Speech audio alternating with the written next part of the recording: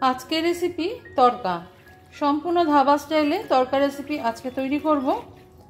দেখতে থাকো, সম্পূর্ণ ফলো করলে কিন্তু তোমরা এটা সহজেই ঘরে বানিয়ে নিতে পারবে। তো তড়কাটা তৈরি করবার জন্য আমি এখানে দেখো খোসা শুদ্ধ মুগ ডালের ব্যবহার করেছি, আর এখানে নিয়ে নিয়েছি ছোলার ডাল। আমি এই দুটো ডাল দিয়ে করব, তোমরা চাইলে কিন্তু বিভিন্ন রকম ডাল মিশিয়ে একসাথেও করতে পারো, কোনো সমস্যা নেই। তবে আমি এই দুটো ডালই ব্যবহার করে থাকি সবসময়, সেই জন্য এই দুটো ডালই ব্যবহার করব। এই খোসা শুদ্ধ মুগ ডালটাকে আমি বেশ কিছুক্ষণ মানে প্রায় ওভারনাইট আমি এটাকে কিন্তু জলে ভিজিয়ে রেখেছিলাম। ছোলার ডালটাও তাই, দুটো একটু নরম হয়ে যায়, সিদ্ধ হতে একটু সময় কম নেয়। দুটোকে এখন আমি ভালো করে একটু ধুয়ে নেব। আমি খুব ইজি প্রসেসে এটাকে করে থাকি। তো প্রথমে আমি একটা প্রেসার কুকার নিয়ে নিয়েছি। দেখো এই প্রেসার কুকারের মধ্যে ছোলার ডাল আর এমনি ডালটা দিয়ে দেবো, খোসা শুদ্ধ মুগ ডাল যেটা আমি নিয়েছি। চাইলে তোমরা বিউলির ডাল, মুসুর ডাল এগুলোও ব্যবহার করতে পারো, কিন্তু আমি ওসব কিছু ব্যবহার করি না। এক একজন এক এক রকমভাবে করে থাকেন, আমি যেভাবে করি সেটাই তোমাদের সঙ্গে শেয়ার করে দিলাম। এবার এর মধ্যে দিয়ে নেব একটুখানি জল। খুব বেশি জলের ব্যবহার আমি এখানে করব না। আমি কিন্তু আজকে ডিম তড়কা কিভাবে করতে হয় সেটাই তোমাদের সঙ্গে শেয়ার করব। তড়কা একই রকম প্রসেস হয়, তারপর তোমরা তার সাথে ডিম, মাংস এগুলো মিশিয়ে নিতে পারো, কোনো অসুবিধা নেই। তো খুব সামান্য পরিমাণ প্রায় 1 গ্লাসের মতন জল আমি এখানে দিয়ে নিয়েছি। এবারে এটাকে আমি সিদ্ধ করে নেব। কয়েক কোয়া গোটা রসুন দিয়ে দেবো, আর সামান্য একটুখানি আদা কুচি দিয়ে দেবো। আমার হাতটা অবশ্যই ভালো করে ধোয়া আছে, কারণ এটা একটা হেলদি হ্যাবিট। দিয়ে দেবো দুটো শুকনো লঙ্কা, সামান্য একটু নুন, সামান্য একটু হলুদ।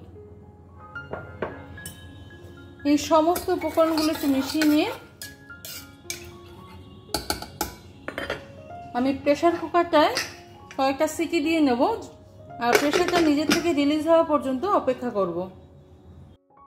প্রেসার কুকারে 4টে হুইসেল দেওয়ার পর এটাকে আমি নিজে থেকে ঠান্ডা করে প্রেসারটা রিলিজ করে দেখো মুখটা খুলে নিলাম। এবার দেখছি ডালটা কীরকম সিদ্ধ হয়েছে, আর জলের পরিমাণটা দেখো একদমই কিন্তু নেই, কমে গেছে।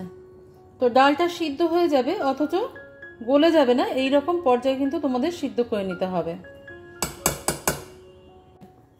Welcome to my channel Shatabdi's kitchen. Shatabdi's কিচেনে তোমাদের সবাইকে স্বাগত। নমস্কার বন্ধুরা, আমি শতাব্দী। তোমরা সবাই কেমন আছো? আশা করি সবাই ভালো আছো, সবাই সুস্থ আছো। আমার নতুন বন্ধু, আমার পুরনো বন্ধু, সবাইকে অনেক অনেক ধন্যবাদ পাশে থেকে এইভাবে আমাকে সাপোর্ট করার জন্য। আমি দেখো কড়াইতে প্রায় 3 টেবিল স্পুন মতন একটু তেল দিয়ে নিলাম। তড়কা জাতীয় জিনিস খেতে হলে তেলটা একটু বেশি লাগে, তবে যে যার প্রয়োজন মতন আর ইচ্ছে মতন দিয়ে নিতে পারো। আমি এখানে 3 টেবিল স্পুন তেল দিয়ে নিয়েছি। তেলটা একটু গরম করে নেব। প্রথমে আমরা তেলটা গরম হয়ে গেছে, এই সময় আমি এর মধ্যে দিয়ে দেবো 3টে শুকনো লঙ্কা, হাত দিয়ে একটু ফাটিয়ে দিয়ে দিলাম। ফ্লেমটাকে লোয়ের দিকে রাখবে, লো রাখাই ভালো। দিয়ে দেবো একটুখানি কসুরি মেথি, দিয়ে দেবো একটুখানি হিং। একেবারে ধাবা স্টাইলের ফ্লেভার পেতে হলে কিন্তু এই 3টে জিনিস আমাদের যোগ করতেই হবে।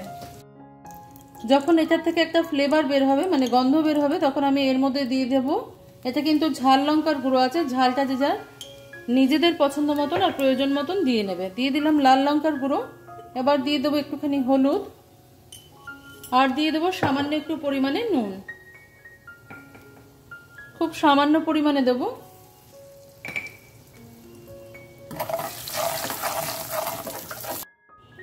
খুব সহজভাবে আমি তোমাদের দেখিয়ে দিচ্ছি। দিয়ে দেবো কিছুটা পরিমাণ রসুন কুচি, আদা কুচি, কাঁচা লঙ্কা কুচি, আর পর্যাপ্ত পরিমাণে পেঁয়াজ কুচি।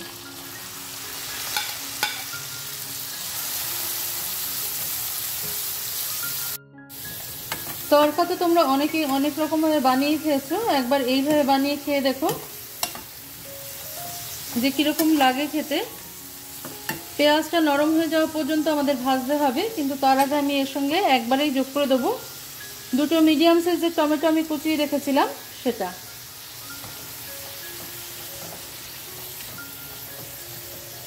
ফ্লেমটাকে হাইতে রাখবো, আমি হাইতে রেখে এটাকে ভেজে নেব। এখনই দেখলে বুঝতে পারবে যে রঙটা কতটা সুন্দর এসেছে, আর গন্ধটাও ঠিক একই রকম ছাড়বে। দেখো 5 মিনিট হাই ফ্লেমে রেখে দেওয়ার পর কিন্তু এটা টমেটোগুলো গলে গেছে।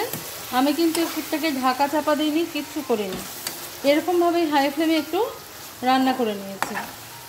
তো এবার আমি এর মধ্যে অ্যাড করে দেবো একটা মশলা, যেটা ঘরে আমি তৈরি করে রাখি, তোমরা নিজেরাও তৈরি করে নিতে পারবে।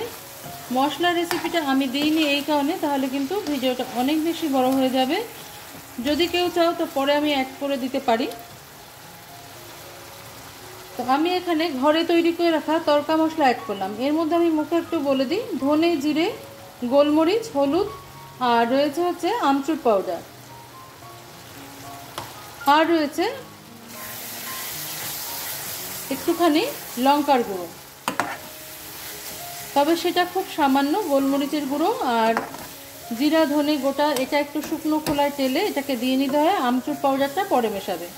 আর আমচুর পাউডার যদি তোমরা প্রথমে না মেশাতে চাও মশলার সাথে, তাহলে কিন্তু একটুখানি পরে আমচুর পাউডার বা চাট মশলা, যার কাছে যেটা পাওয়া যাবে সেটা মিশিয়ে নিতে পারো। মশলাটা খুব ভালো করে কষে এসছে, তেলটা ছেড়ে এসছে, দেখতে পাচ্ছ। আর অবশ্যই সেই মশলার সঙ্গে একটুখানি দারচিনি আর লবঙ্গ যোগ করে নেবে, তবে ছোট এলাচ নয়। এই দিয়ে মশলাটা আমি তৈরি করে নিয়েছিলাম, সেটাই আমি এর মধ্যে অ্যাড করে দিলাম। আর কেউ যদি চাও দোকান থেকেও কিনে আনতে পারো, দোকানেও কিন্তু তড়কা মশলা কিনতে পাওয়া যায়, খুব সহজেই তোমরা এটা মুদিখানার দোকানে পাওয়া যাবে, কিনে নিতে পারবে সেখান থেকে। এবার দেখো যখন তেলটা ছেড়ে এসছে, এবার আমি এই সিদ্ধ করে রাখা ডালটা এর মধ্যে অ্যাড করে দেবো, দিয়ে ভালো করে মিশিয়ে নেব। তোমরা চাইলে কোনো রকম ডাল না দিয়ে শুধুমাত্র তড়কা ডাল, মানে সবুজ মুগ ডালটা দিয়েও কিন্তু করে নিতে পারো, কোনো অসুবিধা নেই, যার যেরকম ভালো লাগে।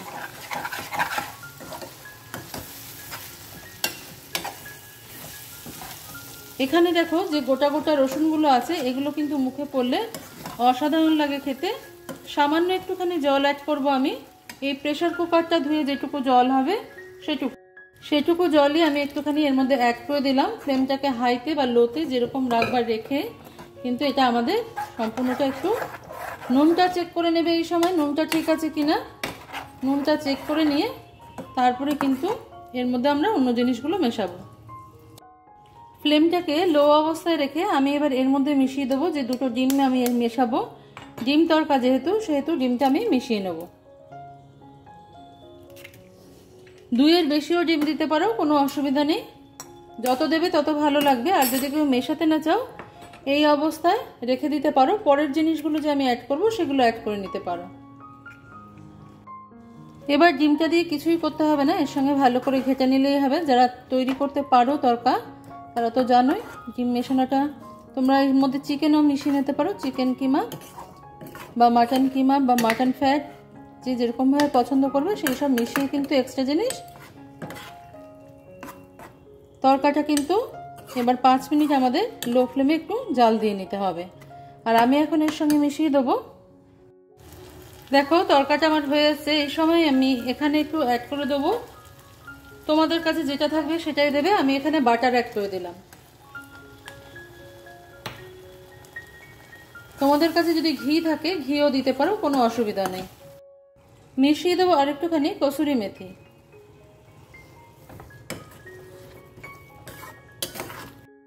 এবার দিয়ে দেবো কিছুটা স্লাইস করে কেটে রাখা আদা, ধনে পাতা। ধনে পাতাটা থাকলে তোমাদের কাছে অবশ্যই দেবার চেষ্টা করবে।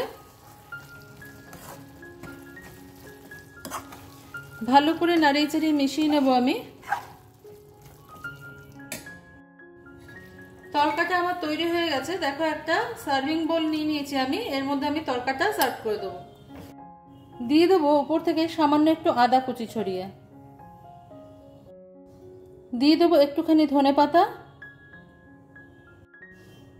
দিয়ে দেবো কুচনো পেঁয়াজ, আর তার সঙ্গে দিয়ে দেবো আধখানা পাতিলেবু, আর দিয়ে দেবো একটুখানি মাখন। তো সাজানোটা কেমন লাগলো সেটা অবশ্যই কমেন্ট বক্সে কমেন্ট করে জানাতে ভুলবে না। আজকে তাহলে এই পর্যন্তই বন্ধুরা, দেখা হচ্ছে পরের দিন অন্য কোনো রেসিপি নিয়ে তোমাদের সঙ্গে। তোমরা সবাই ভালো থেকো, সুস্থ থেকো।